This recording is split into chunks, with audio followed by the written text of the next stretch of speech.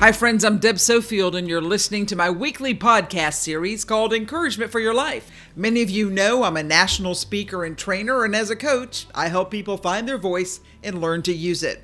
I've said it before, I'll say it again. Friends, I'm a conference speaker and I'd love to meet you in your hometown. You know my topics are public speaking, presentations, how to deal with the media, and crisis communication. If you sit on a committee that chooses speakers, I hope you'll reach out at debsofield.com. My book series, Speak Without Fear, is available on Amazon, as well as my new series, Encouragement for Your Life. And I'm proud to tell you my latest book, Perfecting Your Platform, is now available also. Just look up Deb Sofield on Amazon and all my books will appear. I've got a great theme today, and it's this: friend, be somebody who makes everybody feel like a somebody. See, when you focus on others rather than yourself, you make a positive difference in two lives, yours and the person with whom you interact. I'm Deb Sofield. Thanks for spending these next few minutes with me. Let's go ahead and get started with today's show. Have you ever been around someone who makes you feel like you matter? Really, that you matter to them, and frankly, you matter in general. And it's not dependent on what time of day or night or weekend, or if they're with other friends, or they find you by yourself, or even if they don't see you for a while. When you reconnect, the way they treat you is with respect and kindness, gentleness, graciousness, and sheer unbridled happiness that they got the chance to run into you. Now, you might be thinking that I'm talking about your pet, who's always glad to see you. Or at least if you have a dog, that's true. Cats don't care about you. Dogs wag their little tail with excitement. But I'm not really talking about pets. I'm actually wondering out loud if you know of someone who embodies this kind of kindness and sheer happiness and joy when they see you. Wouldn't it be great if we all knew someone who made us feel like we were somebody, that we mattered? And when they thought of us, it was always with kindness and good thoughts. Now listen, I don't mean to be negative, but I would be surprised if 97% of you listening today could tell me about someone who's not a relative or a spouse, who treats you with unbridled true love and kindness. Now, isn't it interesting that we can all think of a few folks who are always nice or polite, and maybe even kind? But it's a bit of a stretch to think of someone who lights up when they see us and they make us feel very special. Wouldn't it be great if I could find a friend like that for you? Well, let's think about it. Because wouldn't it be great if you were that person? I mean, really, you could be that person who shows a level of kindness not seen very much in today's world. And wouldn't it be great if people said about you, "She makes me feel important every time we meet. He makes me feel valued." Why does this seem like such a far-fetched, crazy idea? Is it silly to want someone to make you feel special in an honest and friendly way? You know, I don't think so. In fact, I think most of us would love to have a friend like that, or be treated that way by our current network of friends. I've got a small group of friends and we've been together, I think, about 30 years. And although we don't express our happiness about seeing each other so overtly, I can honestly say that we do try to be a light for each other in our dark days. And that connection we have, or we've all come to understand as we've gotten a little bit older, is a real blessing. Not many friend groups can withstand all the highs and lows that life brings their way. So over time, they tend to drift apart, unless someone in the group is the instigator to keep the coffee club together. If you have a group of lifelong friends, I hope you'll consider being more verbal in your appreciation for their friendship. It can only help strengthen the bond you already have, or it can be the soothing touch to help heal a broken or distant friendship. You know, we never know what others are going through. When I ask, how about you being known to be this kind of person who makes everyone feel like a somebody, I'm sure I heard a few of you give a collective sigh of, "Oh, Deb, you just don't understand. So-and-so hurt my feelings. They forgot my birthday. They said something unkind to me." And your sorry list of sorrow goes on and on. Listen, I know it's hard to overlook a slight and even sometimes have to really think about forgiving someone so you can maintain the friendship. But if you want to grow past that part of your personality, consider being the person who makes others feel valued. And the great thing is, friend, you can start today. Now, let's be careful. This is not an idea of the week or the month. Let's make this a character trait that you will begin to develop, or for many of you, simply dust off and begin to use again as you deal with your friends and family. You know, when I was growing up, my parents really encouraged my brothers and me to learn to make friends. In fact, my dad used to say, in all seriousness, if your school books interfere with your education, you kids need to toss them out. Now, what he meant was, although school's important, he realized that in life you'll go much further if you maintain a network of good friends and are well thought of by others. I can remember how this played out for me well one day when I was running for office. I was going door to door asking for votes, and I came to the door of a small home in my district. When the lady opened the door, she was genuinely happy to see me. Come to find out, we went to high school together. We hadn't seen each other in years. I can clearly remember when she told me she'd be happy to vote for me because I had always been nice and friendly in school. And although we didn't run in the same circles, she said I was nice to everyone. And by the way, I could put a yard sign in her yard. Score! All right, I gotta say, that was the most encouraging gift she could have given me. And a yard sign to top it off was icing on the cake. Isn't that interesting? My being nice literally 100 years ago was remembered and appreciated, and I'll add rewarded. How about you? When old school friends see you, what do they remember? Okay, for some of you, don't go there, but closer to home, how about your work colleagues? When you run into them at the store, how do they introduce you to their family? Or do they quickly run down another aisle so they don't have to interact? Now listen, I'm not encouraging you to be fake. If you don't feel like being a nice, kind, thoughtful, encouraging person, by all means, don't do it. Because if it's fake, it will cause you more harm than good. And you can just keep on being your grumpy self. We won't be surprised. But if you want people to come to your funeral and say nice things and mean it, and not just come to make sure you're dead, you might want to consider making a few changes in your daily interactions with others. Really, I mean, come on, how hard would it be to make others feel valued, truly feel cared for and remembered? Wouldn't it be great if you were the one person that others remarked about how you were somebody who made everybody feel like a somebody? When we come back from break, I'm going to go through a few ways that I think you can start on this process. It's not hard. It's just a matter of developing a new habit, one that is others focused and not inward focused.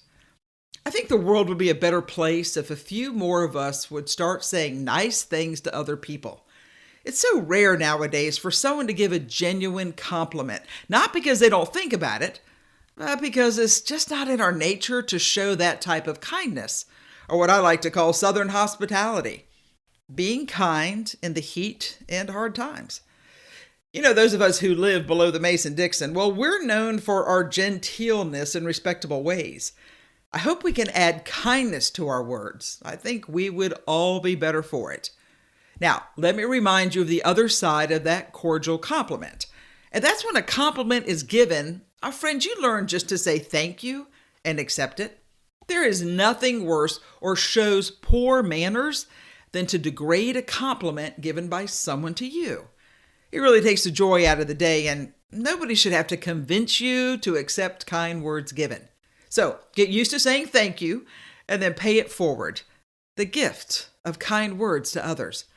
Because I truly believe the world would be a better place if you and I would be known to be those who make others feel important. Make somebody feel like they matter.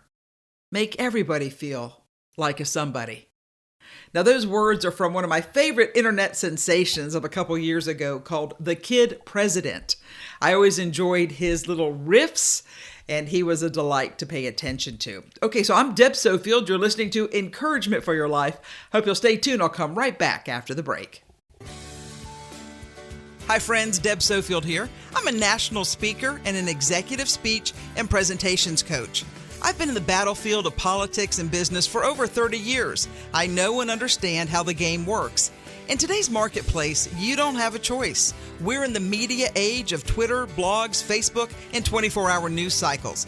Either you move quickly and decisively to define your product, your company, or yourself, or others will define you.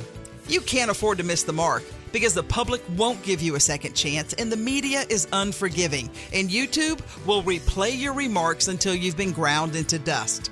Whether it's crafting your message to protect you or your company, or putting you on camera to answer the questions that will resonate with reporters and the public, or preparing you for an interview, let me help you be successful. I'm Deb Sofield. Find me online at debsofield.com. That's debsofield.com.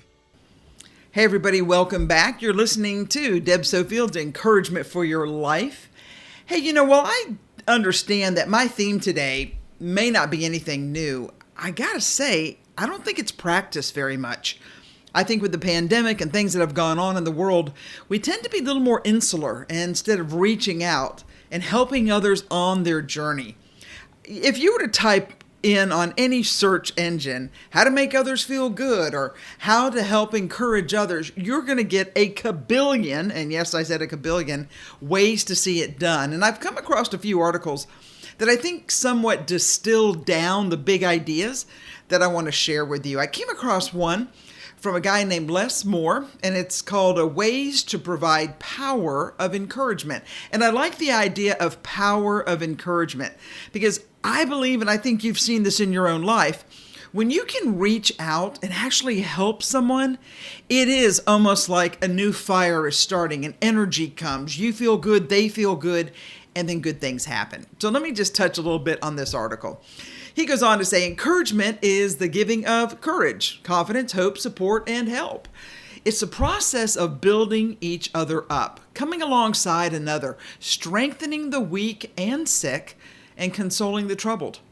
It helps with restoration and rejuvenation of the body and soul, and renewal of spirit, of others, and even of those who encourage, according to research. Encouragement is vital to child maturation, child health, and adult optimal health. The healing benefits of encouragement outweigh the criticism and can build self-confidence. We all know that encouragement can help with self-confidence, effort, motivation, success, self-esteem, and validation. And since science has validated the proverb that one who refreshes another will be refreshed, let's examine some ways we can encourage others in their physical, mental, and emotional health. I love the first one because it's what I do, and that's what I want you to do, and that is speaking. Our spoken words can bring healing and encouragement. Quick rabbit trail, friends, you know that words can heal and words can hurt. You have a choice. And I'll tell you, there's a ton of quotes about make sure you taste your words before you spit them out. I'm just saying that you and I have been hurt by words others have said. They are emotional, lifelong scars. And if you don't get it healed, as your coach, I have to come along years later and help you find your way through. Spoken words bring healing and encouragement. They lift someone by telling them that they're appreciated, that they look good, that they're doing well. And when appropriate, sometimes sharing a scripture or a verse or a quote in those hard times will be memorable to those who need it. I think your words matter. And I want you to practice speaking out loud, even if your voice shakes, because sometimes your voice is the only voice some people will hear and listen to. The next point is writing.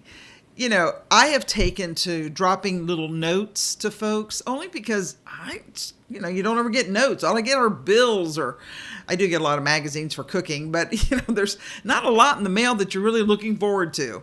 You can write a short note that says, I care, I'm praying, I'm thinking of you, especially in these tough times with COVID and folks who are really lonely. I'm finding a lot of that in the world today. People who grieve or they're discouraged with health and life issues. If you can, go ahead, get some stamps, get some paper. It doesn't have to be perfect. It just has to say you care. I think that is so important, especially for those of you who truly do care, because it is your goal in life to make everybody feel like a somebody. And I think it works well. Also helping people, using ordinary skills to encourage others. It can be anything from helping somebody move, cleaning a home, fix a meal, or just helping around the house. I know that I occasionally reach out to my mom and her husband and, what can I do around the house to help you? And we've come up with some pretty clever ideas, I might add. And so I'm always happy to be a part and a help. And then give. If you can, money, food, clothing, loaning equipment, helping people get better in their life, I think it's a positive for all of us. And then I gotta say, this next point is so true. It's presence. Sometimes you don't have to say anything. You can just be there. Just be there. Let them know that if needed, you will always be there to help. I think the next point of the article is good, and that's touching, something that's appropriate. We know science has documented that a positive effect of touch is actually healing to the body. Whether it's a hand on a shoulder, a hug, can communicate more than you and I could probably ever say. Again, appropriate touching, especially with those who are going through hard times. Hospitality is next on the list. That means taking care of others, sometimes just providing a meal or assisting during a physical problem. Or, you get to an age where you've got to go to a doctor and you need somebody to sit with you and someone to bring you home, and just being able to be that person who cares. And I'll tell you why. I think the idea of hospitality is somewhat lost nowadays because we are so busy. Hospitality encourages folks who are hurting. It lets them know that there's somebody else there, whether it's a health issue, marriage, or financial problems. And then, of course, those of the faith community, prayer always encourages others. And the research on healing benefits of prayer is enormous. I think there's lots of things we can do. We can pick one of these. We can choose our own. I like that article. It was by Less More, Ways to Provide Power of Encouragement in These Times. I found another couple articles online. Let me go ahead and move on to those because I think as we're kind of building this idea today of helping somebody feel like they matter, and that's a gift you and I can give, and I think we should. So let me just do a quick shout out to my theme again, which is be somebody who makes everybody feel like a somebody. And I came across another cool article, and it was easy ways to be kind and make people feel good about themselves. Now listen, you're probably thinking, Deb, I know how to do that already. Okay, well then good. But let me just give you a few other suggestions so you can go from amazing to rock star amazing. So the article says this: when was the last time you were genuinely kind to someone? Today? Yesterday? You can't remember, can you? If you've made somebody feel better by being kind, shout out to you, big thank you, may your tribe increase, and angels sing your praises. The fact is, we all live day in and day out, putting our best efforts to keep on top of everything. We work hard to get a promotion, we pay our loans on time, we bring up sensible kids, we work to keep our relationships strong. Everyone is fighting some personal battle, and the least we can do is to be kind and not judge them. And before you think that I have been kind and understanding, but people don't appreciate what I said or did. All right, let's admit it. Some people will always be ungrateful and miserable, but that shouldn't stop you. And the fact is, you can't do much about that, but what we can do is believe that over time, people will see who you are, what you really want to do, and those people of goodwill will most likely reciprocate. Let me start with you because I care about you the most. You can't give to others what you don't have. So I have to admit, some of you need to be a little bit more kind to yourself and then begin spreading happiness and kindness with your family, your friends, your neighbors, strangers on the street. And then I want to take it a step further. I think something we should all do, and I'm going to use the phrase, listen out. Stephen Covey said, most people do not listen with an intent to understand. They listen with an intent to reply. You and I see it all the time, political debates on the news channel. How it usually works is this: a person makes an accusation, a person being targeted interrupts and makes a counter accusation. The news anchor listens for 30 seconds or two, tries to quiet them down. Then you get all these high-pitched requests. Don't be like these folks, people. Listen, we all have friends and colleagues who seem to get the larger share of problems than most of us. And then when they come to us to vent their woes, if you're like me, you sit, you nod along, but you don't offer anything valuable. Why? Because we have our own problems. But here's what I want. I want you and I to, as he says, listen out. I know you're busy. I know you've got troubles, and I know you've got a lot on your plate. But friend, the least you can do is give your full attention to people when they speak. That's what we call listening out.